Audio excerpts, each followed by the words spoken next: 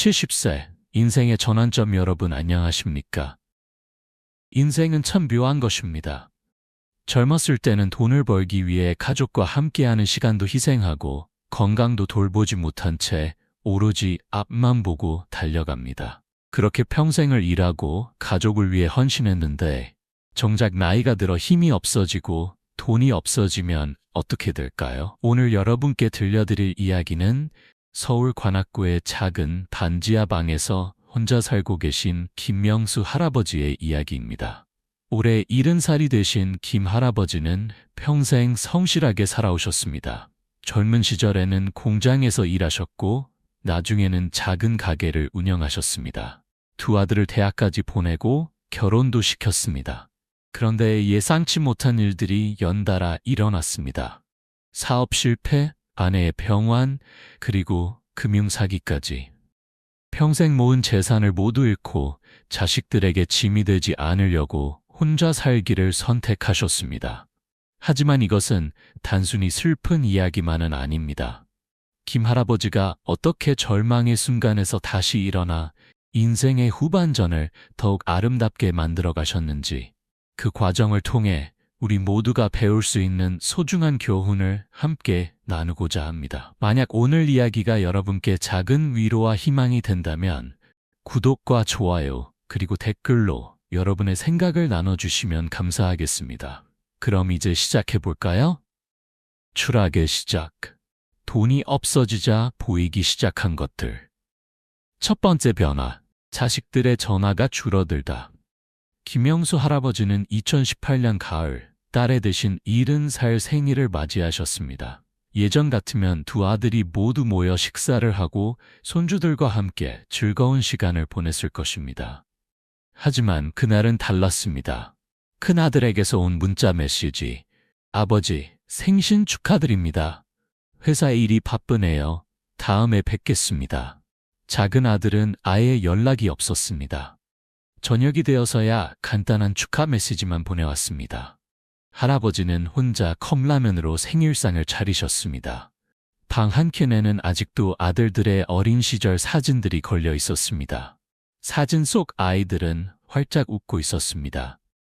할아버지도 젊고 건강한 모습이었습니다. 그때는 참 좋았는데 할아버지는 혼잣말을 하셨습니다. 그때는 돈이 있었습니다. 아이들에게 용돈도 주고 손주들에게 선물도 사줄 수 있었습니다. 명절이 되면 아들 며느리들이 먼저 연락을 했습니다. 하지만 지금은 달랐습니다. 3년 전 작은 식당을 운영하다가 코로나19로 문을 닫았습니다. 그 과정에서 빚만 남았습니다. 아내는 그 스트레스로 병을 얻어 2년 전에 세상을 떠났습니다. 장례식 비용도 큰아들이 불만 섞인 목소리로 부담했습니다. 아버지, 이제 우리도 애들 키우느라 힘듭니다. 더 이상은 어렵습니다. 그 후로 연락이 뜸해졌습니다. 처음에는 한 달에 한 번씩 전화가 오더니 두 달에 한 번, 그리고 이제는 명절에만 형식적인 문자를 보냅니다. 두 번째 변화, 손주들이 할아버지를 피하기 시작했다. 명절 때 우연히 마트에서 큰아들 가족을 만났습니다. 손주들은 할아버지를 보더니 며느리 뒤로 숨었습니다. 할아버지다, 인사해라. 큰아들이 아이들을 떠밀었지만 아이들은 고개만 까딱했습니다. 예전처럼 할아버지 하며 달려오지 않았습니다. 왜일까요? 할아버지는 알고 계셨습니다. 이제 손주들에게 줄 수 있는 게 아무것도 없기 때문입니다. 예전에는 만날 때마다 용돈을 주고 장난감을 사주었습니다. 하지만 이제는 그럴 형편이 못 됩니다. 아이들은 냄새를 맡습니다. 단지하 방은 습기가 많아 옷에서 키키한 냄새가 납니다. 깨끗이 빨아도 냄새는 쉽게 빠지지 않습니다. 손주들이 할아버지 냄새 나라고 코를 막는 걸 보셨습니다. 며느리는 아이들을 빨리 데리고 가려 했습니다. 장인어른, 저희 바빠서요. 먼저 가보겠습니다. 그래, 잘 가거라. 할아버지는 그들의 뒷모습을 물끄러미 바라보셨습니다. 마트에서 사려던 라면과 계란도 장바구니에 담지 못하고 그냥 나오셨습니다. 갑자기 아무것도 사고 싶지 않았습니다. 세 번째 변화, 형제들과의 관계도 멀어지다. 예전에는 형제들끼리 자주 만났습니다. 할아버지는 3형제 중 둘째였습니다. 형님은 은행원으로 성공했고 동생은 작은 회사를 운영했습니다. 형제 모임이 있던 날 할아버지는 오랜만에 형님 댁을 찾아갔습니다. 하지만 분위기가 예전 같지 않았습니다. 영수야, 요즘 어떻게 지내니? 형님의 질문에 할아버지는 그냥 그렇습니다라고 대답했습니다. 동생이 끼어들었습니다. 형님, 사실 오늘 말씀드릴 게 있어서요. 부모님 제사 비용인데 이제 좀 나눠서 내면 어떨까요? 제가 계속 혼자 부담하기가 좀... 형님이 고개를 끄덕였습니다. 그래, 당연히 나눠야지. 영수, 네가 얼마 낼 수 있겠니? 순간 할아버지는 말문이 막혔습니다. 한 달 생활비도 빠듯한데 제사 비용을 어떻게 부담합니까? 저는 지금 형편이 어려워서. 그 순간 형제들의 표정이 변했습니다. 형님이 한숨을 쉬었습니다. 영수야, 너도 이제 70인데 돈 관리를 그렇게 하면 어떡하니? 평생 뭐 한 거야? 동생도 거들었습니다. 형님 말씀이 맞아요. 우리도 각자 살기 바쁜데 계속 형님이 혼자 부담할 수는 없잖아요. 할아버지는 그날 일찍 자리를 떴습니다. 집으로 돌아오는 버스 안에서 계속 형제들의 말이 귓가에 맴돌았습니다. 평생 뭐 한 거야? 평생 성실하게 일했습니다. 가족을 위해 몸과 마음을 바쳤습니다. 그런데 운이 나빴을 뿐입니다. 사업이 실패했고 아내가 아팠고 사기를 당했습니다. 그게 제 잘못입니까? 하지만 세상은 그렇게 보지 않습니다. 돈이 없으면 모든 게 당신 잘못이 됩니다. 네 번째 변화. 이웃들의 시선 반지하 방이 있는 동네는 서울에서도 가난한 사람들이 모여 사는 곳입니다. 하지만 그곳에서도 계층이 있습니다. 옆집에 사는 40대 부부는 할아버지를 볼 때마다 얼굴을 찌푸렸습니다. 복도에서 마주치면 인사도 받지 않았습니다. 어느 날 할아버지가 쓰레기를 버리러 나갔다가 우연히 그들의 대화를 들었습니다. 옆집 노인네, 냄새 진짜 지독해. 청소도 안 하나 봐. 맞아, 임대료도 밀린다던데. 그러다 쫓겨나는 거 아닐까? 쫓겨나면 더 좋지. 우리 애들한테 안 좋은 영향 줄까 봐. 할아버지는 조용히 돌아섰습니다. 아무 말도 하지 않았습니다. 변명할 힘도 이유도 없었습니다. 집으로 돌아와 거울을 보았습니다. 거울 속 할아버지는 초라했습니다. 머리는 희끗희끗하고 옷은 낡았고 얼굴에는 주름이 가득했습니다. 나도 저런 사람이 됐구나. 다섯 번째 변화. 스스로를 포기하기 시작하다. 가장 무서운 변화는 할아버지 자신에게 일어났습니다. 처음에는 곧 나아질 거야 라고 생각했습니다. 일자리를 구하면 되겠지. 복권이라도 당첨되면 아들들이 마음을 바꿀지도 몰라 같은 희망을 가졌습니다. 하지만 시간이 지날수록 그런 희망은 사라졌습니다. 70살에 누가 일자리를 줍니까? 편의점 알바도 너무 나이가 많다며 거절당했습니다. 건설 현장은 더 이상 몸이 따라주지 않습니다. 아침에 일어나는 게 점점 힘들어졌습니다. 왜 일어나야 하는지 이유를 찾을 수 없었습니다. 밥도 제대로 먹지 않았습니다. 어차피 혼자인데 뭐하러 밥을 차려 먹겠습니까? 컵라면과 김밥으로 하루를 때웠습니다. 가끔 동사무소에서 나눠주는 도시락을 받아 먹었습니다. 줄을 서서 기다리는 것이 처음에는 자존심이 상했지만 이제는 익숙해졌습니다. 더 무서운 것은 사람들을 피하게 된 것입니다. 예전에는 공원에 나가 다른 노인들과 바둑도 두고 이야기도 나눴습니다. 하지만 이제는 사람 만나는 게 두렵습니다. 요즘 어떻게 지내세요? 라는 질문에 뭐라고 대답하겠습니까? 힘들게 지냅니다. 돈이 없어서 못 살겠습니다. 자식들이 저를 버렸습니다. 라고 말할 수도 없고, 그렇다고 거짓말을 하고 싶지도 않습니다. 그래서 그냥 방에만 있었습니다. 하루 종일 누워서 천장만 바라봤습니다. 텔레비전도 보지 않았습니다. 전기료가 아까웠습니다. 가끔 손주들 생각이 났습니다. 큰 손주는 올해 초등학교에 입학했을 것입니다. 작은 손주는 이제 유치원에 다닐 나이입니다. 하지만 할아버지는 그들의 얼굴조차 제대로 기억하지 못했습니다. 마지막으로 본 게 언제였습니까? 어느 날 밤 할아버지는 결심했습니다. 이렇게 사느니 차라리. 그날 밤 할아버지는 오랜만에 밖으로 나갔습니다. 한강이 보이는 다리 위에 섰습니다. 난간에 기대어 흐르는 물을 바라봤습니다. 이렇게 끝내면 아들들도 편하겠지. 더 이상 짐이 되지 않아. 바람이 차갑게 불었습니다. 11월의 밤 공기는 뼛속까지 시렸습니다. 할아버지는 난간을 붙잡고 한 발을 들어 올렸습니다. 작은 기적, 우연한 만남이 바꾼 운명. 한 통의 전화, 바로 그때 주머니 속 휴대폰이 울렸습니다. 할아버지는 깜짝 놀라 발을 내렸습니다. 누가 이 시간에 전화를 하는 걸까요? 화면을 보니 모르는 번호였습니다. 평소라면 받지 않았을 것입니다. 요즘은 스팸 전화가 너무 많으니까요. 하지만 그날 밤은 달랐습니다. 어쩌면 마지막 전화일지도 모른다는 생각에 전화를 받았습니다. 여보세요? 김영수 선생님이십니까? 젊은 여자의 목소리였습니다. 네, 그런데요. 안녕하세요. 저는 관악구 희망복지센터의 박지영이라고 합니다. 혹시 지금 시간 괜찮으시면 잠깐 말씀 나눌 수 있을까요? 복지센터? 할아버지는 잠시 망설였습니다. 무슨 일이신가요? 선생님께서 최근 구청에서 긴급 복지 지원 신청을 하셨다는 기록이 있어서요. 하지만 그 후 연락이 안 되셔서 걱정이 되어 전화드렸습니다. 아, 그랬습니다. 3개월 전쯤 너무 배가 고파서 구청에 찾아갔었습니다. 담당 공무원이 서류를 작성하라고 했는데 복잡해서 그냥 나왔습니다. 자존심도 상했습니다.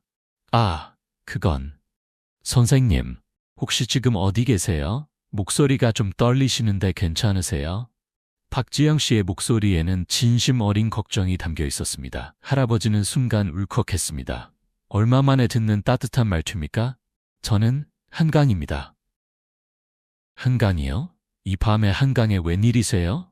혹시... 박지영 씨는 말을 멈췄습니다. 그녀는 사회복지사로 10년 동안 일하면서 이런 상황을 여러 번 겪었습니다. 선생님, 제가 지금 바로 갈게요. 어느 달이세요? 아니, 괜찮습니다. 그냥 산책 나왔어요. 선생님, 거짓말 마세요. 이 추운 밤에 70 노인이 한강에 산책을 나오십니까? 박지영 씨의 목소리는 단호했지만 따뜻했습니다. 정확한 위치 알려주세요. 제가 지금 바로 갑니다. 선생님, 저 믿으시고 기다려주세요. 네? 할아버지는 자신도 모르게 위치를 알려주었습니다.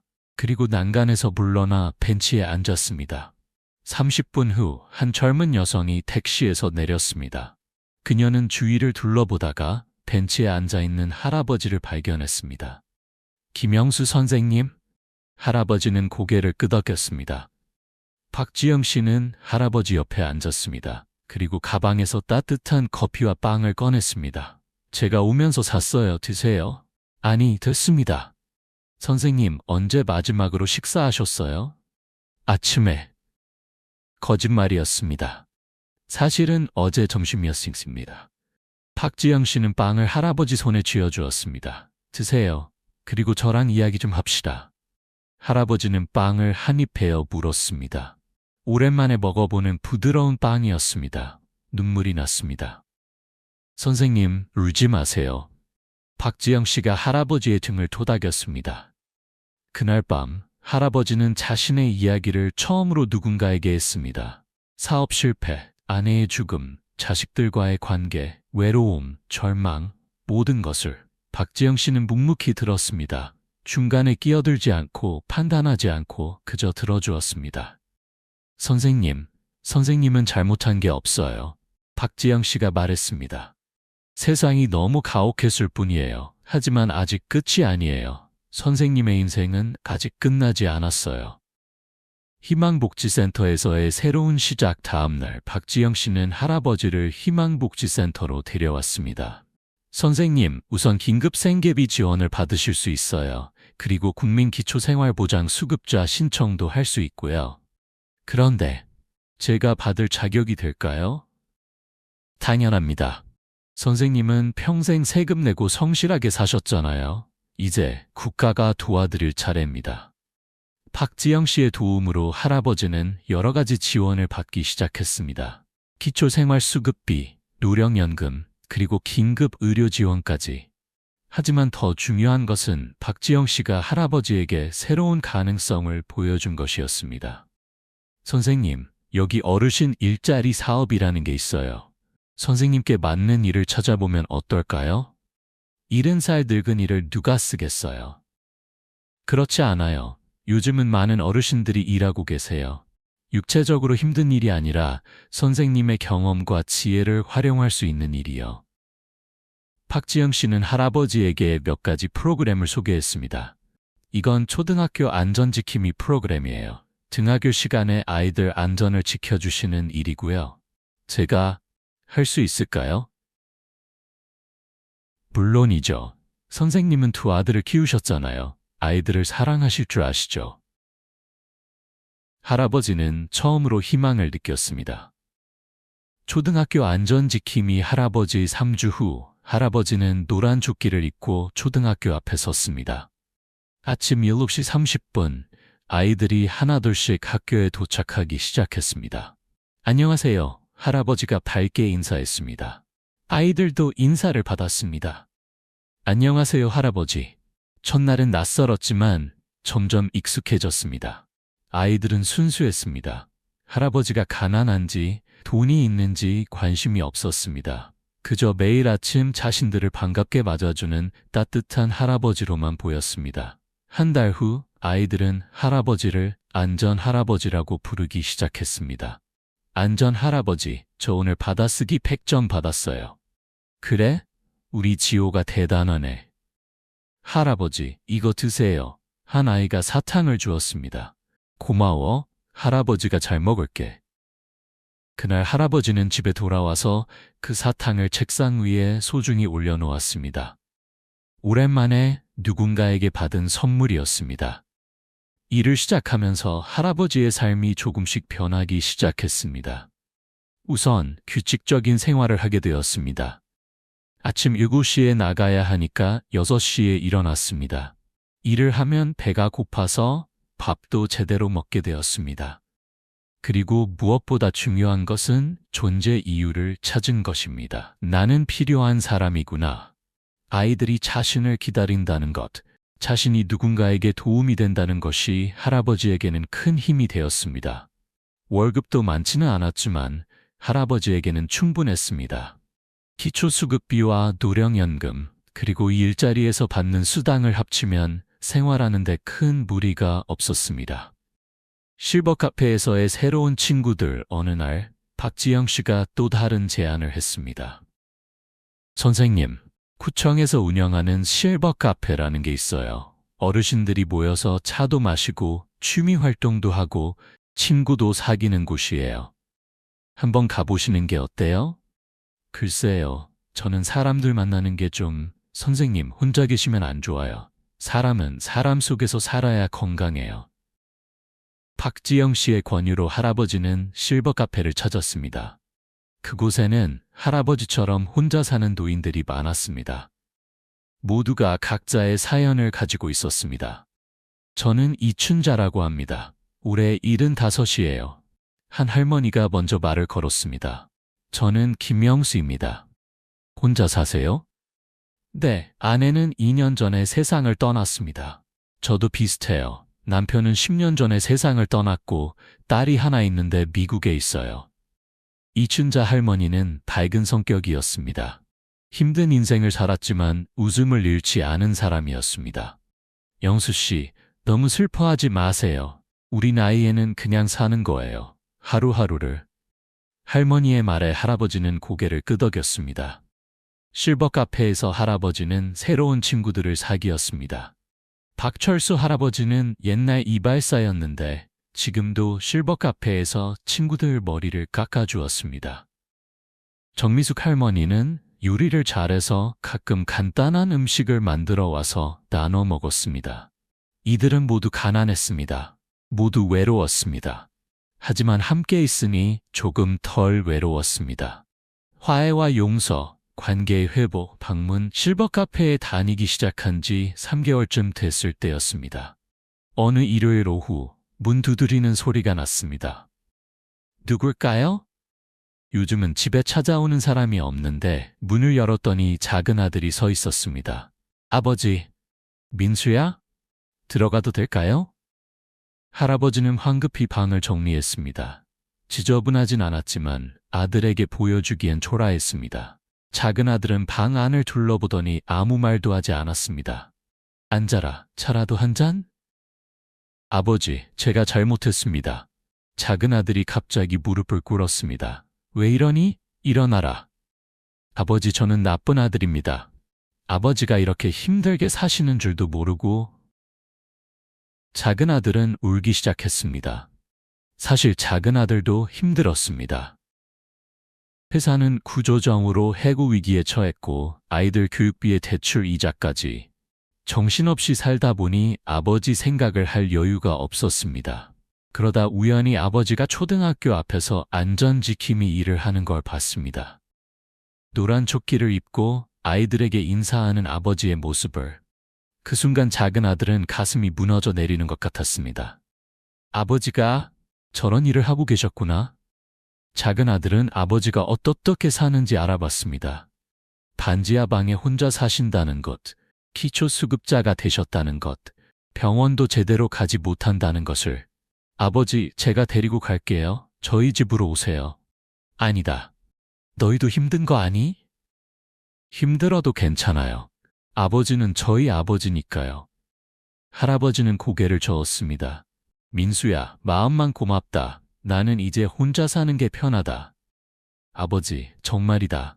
나는 이제 내 인생을 찾았어. 일도 있고 친구들도 생겼고 너희에게 짐이 되고 싶지 않다. 아버지는 짐이 아니에요. 알아. 하지만 네 마음만으로도 충분하다. 가끔 이렇게 얼굴 보러 와주면 돼. 작은 아들은 울면서 고개를 끄덕였습니다. 그날 이후로 작은 아들은 한 달에 한 번씩 아버지를 찾아왔습니다. 생활비를 조금씩 드리고 함께 식사를 하고 이야기를 나눴습니다. 완벽한 관계는 아니었지만 적어도 서로를 외면하지 않게 되었습니다. 큰아들과의 대화, 큰아들과의 관계는 더 오래 걸렸습니다. 큰아들은 작은아들과 달리 아직도 아버지를 찾아오지 않았습니다. 어쩌면 자신이 더 성공했기 때문에, 더 많은 기대를 받았기 때문에 배신감이 더 컸을지도 모릅니다. 평생 우리를 위해 희생했다고 하더니 결국 노후 준비도 못한 거잖아. 이제 와서 우리한테 침대는 거 아니야? 큰아들의 생각은 그랬습니다. 하지만 할아버지는 더 이상 큰아들에게 기대하지 않았습니다. 원망하지도 않았습니다. 내가 먼저 손을 놓아야 아이들도 편하겠지. 어느 날 할아버지는 큰아들에게 편지를 썼습니다. 준호야, 아버지다. 잘 지내니? 너에게 미안한 마음을 전하고 싶어 이렇게 편지를 쓴다. 아버지는 평생 너희에게 좋은 아버지가 되려고 노력했다. 하지만 돌이켜보니 너희가 원하는 아버지는 아니었던 것 같구나. 너희는 경제적으로 안정적인 아버지를 원했고 언제나 도움을 줄 수 있는 아버지를 원했을 거다. 하지만 아버지는 그러지 못했다. 그래서 미안하다. 하지만 준호야, 아버지도 사람이란다. 완벽하지 않고 실수도 하고 운이 나쁠 때도 있는 그런 평범한 사람이지. 이제 아버지는 너희에게 짐이 되고 싶지 않다. 그러니 너무 걱정하지 말고 네 가정을 잘 돌보거라. 아버지는 이제 괜찮다. 일도 있고 친구들도 생겼고 나름대로 잘 살고 있다. 가끔 손주들 사진이라도 보내주면 좋겠구나. 항상 건강하고 행복하기를 바란다. 아버지가 편지를 보낸 후 한 달이 지났습니다. 답장은 없었습니다. 하지만 어느 날 큰손주가 그린 그림이 택배로 도착했습니다. 할아버지와 손주가 함께 있는 그림이었습니다. 그림 뒤에는 이렇게 쓰여 있었습니다. 할아버지, 보고 싶어요. 지훈이가. 할아버지는 그 그림을 벽에 붙였습니다. 그리고 매일 그 그림을 보며 미소 지었습니다. 완벽한 화해는 아니었습니다. 하지만 작은 변화가 시작되었습니다. 새로운 꿈, 인생의 후반전은 더 아름답다. 실버 멘토링 프로그램, 실버 카페에서 만난 박철수 할아버지가 어느 날 제안을 했습니다. 영수 씨, 우리 젊은 사람들 도와주는 건 어때? 무슨 말씀이세요? 요즘 젊은이들 힘들다고 하잖아. 취업도 안 되고 미래도 불안하고. 우리가 살아온 경험을 나눠주면 어떨까 싶어서.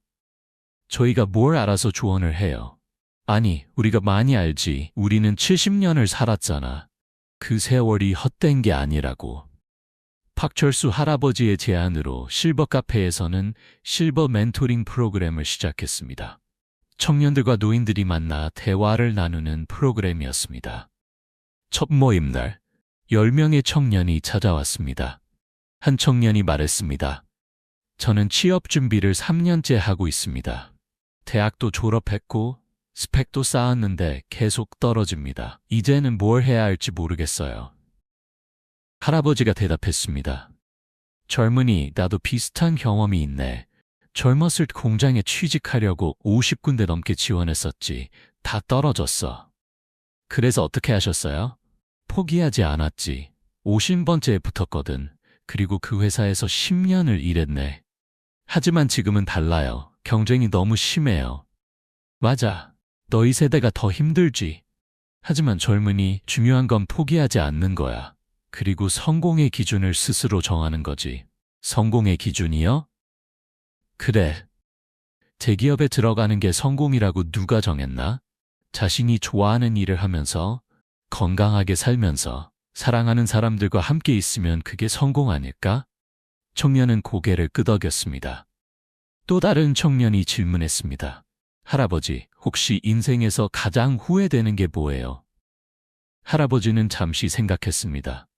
가족과 함께 있을 때를 소중히 하지 못한 거. 돈 벌기에 바빠서 아이들이 자라는 걸 제대로 보지 못했어. 아내와 대화하는 시간도 부족했고, 지금 생각하면 그게 가장 후회돼. 하지만 가족을 위해서 일하신 거 아니에요? 그렇지. 하지만 가족이 원한 건 돈보다 아빠의 시간이었을지도 몰라. 자, 젊은이들, 너희는 나처럼 후회하지 마. 일도 중요하지만 사람이 더 중요해. 그날 모임이 끝나고 한 청년이 할아버지에게 다가왔습니다. 할아버지, 오늘 말씀 정말 도움이 됐어요. 저 요즘 너무 힘들었는데 할아버지 말씀 듣고 조금 위로가 됐어요. 그래? 고맙구나. 다음에 또 뵐 수 있을까요? 물론이지. 언제든지 오너라. 할아버지는 그날 집에 돌아와 기분이 좋았습니다. 누군가에게 도움이 됐다는 것, 자신의 경험이 쓸모가 있다는 것이 행복했습니다. 글쓰기 시다 이춘자 할머니가 어느 날 제안을 했습니다. 영수 씨, 글을 써보는 게 어때요? 글이요? 저는 글을 잘 못 쓰는데요. 아니에요. 영수 씨는 이야기를 잘하시잖아요. 그걸 글로 쓰면 돼요. 무슨 글을요? 차서전이요. 영수 씨의 인생 이야기를요. 할아버지는 처음에는 망설였습니다. 자신의 인생이 글로 쓸 만큼 가치가 있을까? 하지만 이춘자 할머니의 격려로 할아버지는 공책을 사서 글을 쓰기 시작했습니다. 처음에는 어려웠습니다. 무엇을 어떻게 써야 할지 몰랐습니다.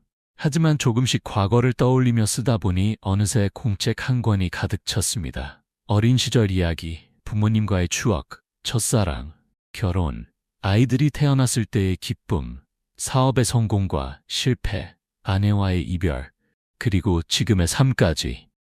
글을 쓰면서 할아버지는 깨달았습니다. 자신의 인생이 실패만은 아니었다는 것을. 힘든 순간도 많았지만 아름다운 순간도 많았다는 것을. 3개월 후 할아버지는 차서전을 완성했습니다. 박지영 씨가 그 글을 읽었습니다. 선생님, 이거 정말 감동적이에요. 출판해 보시는 게 어때요? 출판이요? 누가 제 글을 읽겠어요? 많은 사람들이 읽을 거예요. 요즘은 자비 출판도 쉽고 전자책으로도 낼 수 있어요. 박지영 씨의 도움으로 할아버지의 자서전은 전자책으로 출판되었습니다. 제목은 70 인생의 봄이었습니다. 놀랍게도 그 책은 많은 사람들의 관심을 받았습니다.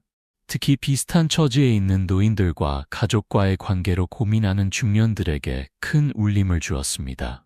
한 독자가 댓글을 남겼습니다. 저는 40대 직장인입니다. 요즘 부모님과 관계가 좋지 않았는데 이 책을 읽고 많은 것을 느꼈습니다. 오늘 부모님께 전화드려야겠어요. 또 다른 독자. 저도 70대입니다. 혼자 살면서 외롭고 힘들었는데 이 책을 읽고 용기를 얻었습니다. 저도 다시 시작할 수 있을 것 같아요. 할아버지는 이런 댓글들을 읽으며 눈물을 흘렸습니다. 자신의 아픔이 누군가에게는 위로가 되고 자신의 경험이 누군가에게는 희망이 된다는 것이 믿기지 않았습니다. 손주와의 화해책이 출판되고 한 달 후 큰아들에게서 전화가 왔습니다. 아버지, 저예요. 준호입니다. 준호야. 아버지, 책 읽었습니다. 아버지, 죄송합니다. 제가 아버지를 너무 몰랐습니다. 큰 아들의 목소리는 떨리고 있었습니다. 아버지가 얼마나 힘드셨는지, 얼마나 외로우셨는지 저는 전혀 몰랐습니다. 아니, 알려고 하지 않았습니다. 괜찮다. 이제 다 지난 일이야. 아버지, 저희 집으로 오시면 안 될까요? 아니면 자주 뵙고 싶습니다. 지훈이도 할아버지 보고 싶어 해요. 할아버지는 웃었습니다. 고맙다. 하지만 나는 이제 내 삶이 있단다. 가끔 만나면 되지 뭐. 알겠습니다. 그럼 이번 주말에 저희가 찾아뵙겠습니다. 지훈이 데리고요. 그래라, 기다리고 임마. 그 주말 큰손주 지훈이가 할아버지를 찾아왔습니다. 할아버지. 지훈이는 할아버지에게 달려와 안겼습니다. 우리 지훈이 많이 컸네. 할아버지 책 재미있어요. 선생님이 읽어주셨어요. 그래? 우리 지훈이가 다 읽었어? 네, 할아버지 진짜 대단하세요. 할아버지는 손주를 안고 눈물을 흘렸습니다. 큰아들이 말했습니다. 아버지, 제가 너무 이기적이었습니다. 앞으로는 자주 뵙겠습니다. 고맙다. 그날 이후 큰아들 가족은 한 달에 2번씩 할아버지를 찾아왔습니다. 완벽한 관계는 아니었지만 적어도 서로를 이해하려고 노력하게 되었습니다. 나눔의 기쁨, 받는 것보다 주는 것이 더 행복하다. 후배 노인들을 위한 멘토 할아버지의 이야기가 알려지면서 많은 노인들이 할아버지를 찾아왔습니다. 저도 선생님처럼 다시 시작하고 싶습니다. 어떻게 하면 될까요? 할아버지는 자신의 경험을 나누기 시작했습니다. 첫째, 도움을 요청하는 것을 부끄러워하지 마십시오. 복지센터, 구청, 교회, 성당, 도와줄 곳은 많습니다. 둘째, 작은 일이라도 시작하십시오. 돈이 많고 적음이 중요한 게 아닙니다. 일을 하면서 자존감을 회복하는 것이 더 중요합니다. 셋째, 사람들과 어울리십시오. 혼자 있으면 절대 좋아지지 않습니다. 넷째, 자식들에게 너무 기대하지 마십시오. 그들도 그들 나름의 삶이 있습니다. 다섯째, 자신을 용서하십시오. 우리는 최선을 다했습니다. 실패는 우리 잘못이 아닙니다. 할아버지의 조언은 많은 노인들에게 힘이 되었습니다. 기부의 시작. 할아버지는 책 인쇄로 조금의 수입이 생기자 그 돈을 어떻게 써야 할지 고민했습니다. 자신은 이미 충분했습니다. 기초수급비와 일자리 수당으로 생활하는 데 문제가 없었습니다. 그래서 할아버지는 결정했습니다. 이 돈을 나보다 더 어려운 사람들에게 주겠다. 할아버지는 매달 10만 원씩 실버 카페에 기부하기 시작했습니다. 그 돈으로 더 어려운 노인들에게 식사를 제공하고 의료비를 지원했습니다. 박지영 씨가 말했습니다. 선생님도 넉넉하지 않으신데 이렇게 기부를 하시면 괜찮아요. 내가 받은 것이 더 많은걸요. 이제는 나눌 때입니다. 할아버지의 기부는 단순히 돈을 주는 것이 아니었습니다. 할아버지는 매주 요양원을 방문해 혼자 계신 노인들과 대화를 나눴습니다. 할아버지, 오늘도 오셨어요? 그럼요, 약속했잖아요. 할아버지는 요양원 노인들에게 책을 읽어주고 함께 노래를 부르고 그들의 이야기를 들어주었습니다. 어떤 할머니가 말했습니다. 영수 씨 덕분에 제가 다시 살아있다는 걸 느꼈어요. 제가 뭘 했다고요? 그냥 제 이야기를 들어주셨잖아요. 요즘 누가 노인네 이야기를 들어줍니까? 할아버지는 깨달았습니다. 나눔이란 꼭 큰 돈이나 큰 일이 아니라는 것을. 작은 관심, 따뜻한 말 한마디, 함께하는 시간이 더 큰 선물이 될 수 있다는 것을. 평온한 노년, 진정한 부자가 되다. 작은 집, 큰 행복. 2년 후 할아버지는 반지하 방을 떠나 작은 원룸으로 이사했습니다. 복지센터의 도움으로 저렴한 임대주택을 얻을 수 있었습니다. 방은 작았지만 햇빛이 잘 들었습니다. 창문을 열면 작은 공원이 보였습니다. 할아버지는 방을 정성껏 꾸몄습니다. 오래된 가구들을 손수 수리하고 화분을 놓고 벽에는 손주들 사진과 친구들 사진을 걸었습니다. 가장 중요한 위치에는 아내의 사진이 있었습니다. 여보, 우리 이제 괜찮아요. 당신 걱정 안 해도 돼요. 할아버지는 아내 사진에 말을 걸었습니다. 혼자 사는 노인의 습관이었습니다. 매일 아침 6시에 일어나 공원을 산책했습니다. 규칙적인 운동 덕분에 건강도 많이 좋아졌습니다. 아침 식사는 간단하게 했습니다. 밥과 김치, 계란 후라이. 하지만 혼자 먹어도 외롭지 않았습니다. 라디오를 틀어놓고 뉴스를 들으며 식사했습니다. 오전에는 초등학교에서 안전지킴이 일을 했습니다. 점심은 실버 카페에서 친구들과 함께 먹었습니다. 오후에는 멘토링 프로그램이나 요양원 봉사를 했습니다. 저녁에는 집에 돌아와 책을 읽거나 글을 썼습니다. 할아버지는 이제 2번째 책을 쓰고 있었습니다. 밤 10시에 잠들었습니다. 단순한 일상이었지만 할아버지는 행복했습니다. 진정한 부자. 어느 날 이춘자 할머니가 물었습니다. 영수 씨, 지금 행복하세요? 네, 행복합니다. 돈도 많지 않고 큰 집도 없고 자식들이 자주 오는 것도 아닌데? 할아버지는 웃었습니다. 그래도 행복해요. 제겐 할 일이 있고 친구들이 있고 건강이 있고 매일 아침 눈을 떴을 때 감사할 수 있는 마음이 있으니까요. 맞아요. 그게 진짜 부자죠. 진정한 부자는 돈이 많은 사람이 아니라 마음이 평화로운 사람입니다. 할아버지는 이제 알았습니다. 젊었을 때 끊임없이 쫓아다녔던 것들, 돈, 명예, 성공, 이 진짜 중요한 것은 아니었다는 것을. 정말 중요한 것은 건강, 관계, 그리고 마음의 평화였습니다. 손주들과의 특별한 시간, 이제 손주들은 한 달에 한 번씩 할아버지를 찾아왔습니다. 할아버지는 그날을 위해 미리 준비했습니다. 손주들이 좋아하는 간식을 사고 함께할 놀이를 계획했습니다. 할아버지, 오늘 뭐 할 거예요? 오늘은 할아버지가 연을 만드는 법을 가르쳐 줄게. 연이요? 와! 할아버지와 손주들은 함께 연을 만들었습니다. 대나무와 종이, 풀로 조심스럽게 연을 만들었습니다. 할아버지, 이거 정말 날 수 있어요? 물론이지.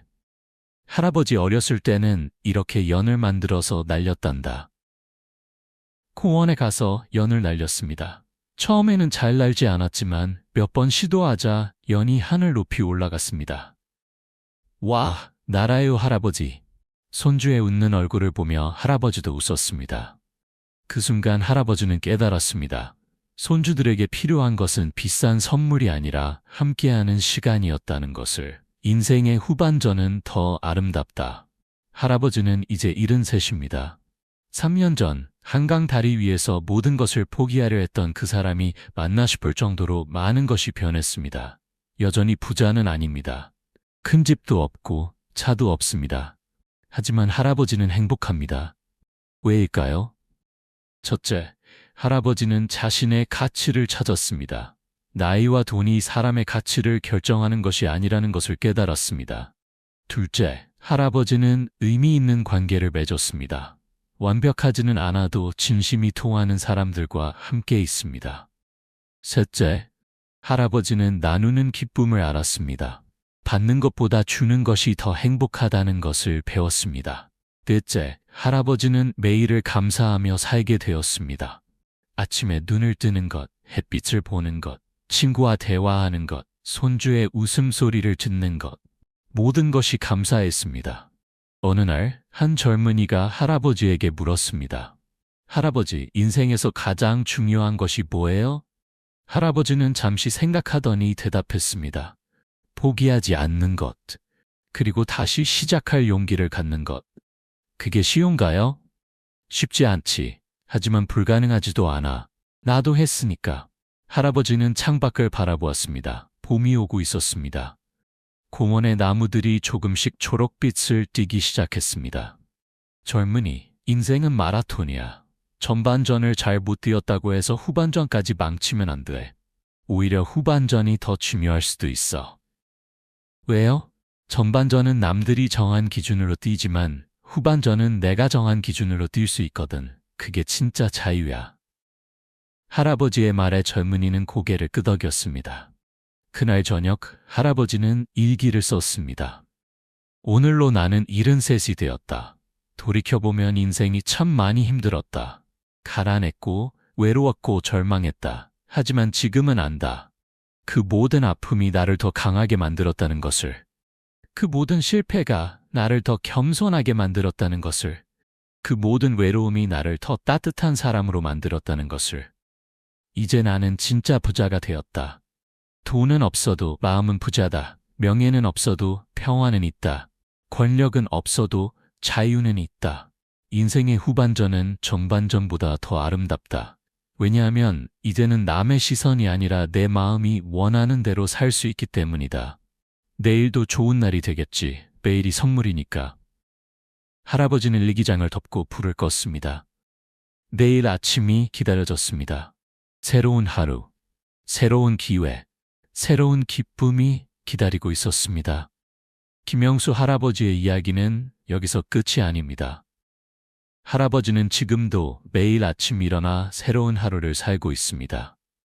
이 이야기가 여러분께 작은 위로가 되었으면 좋겠습니다. 혹시 지금 힘든 시간을 보내고 계신다면 기억하세요. 끝이 아니라는 것을, 다시 시작할 수 있다는 것을, 인생의 후반전은 더 아름다울 수 있다는 것을.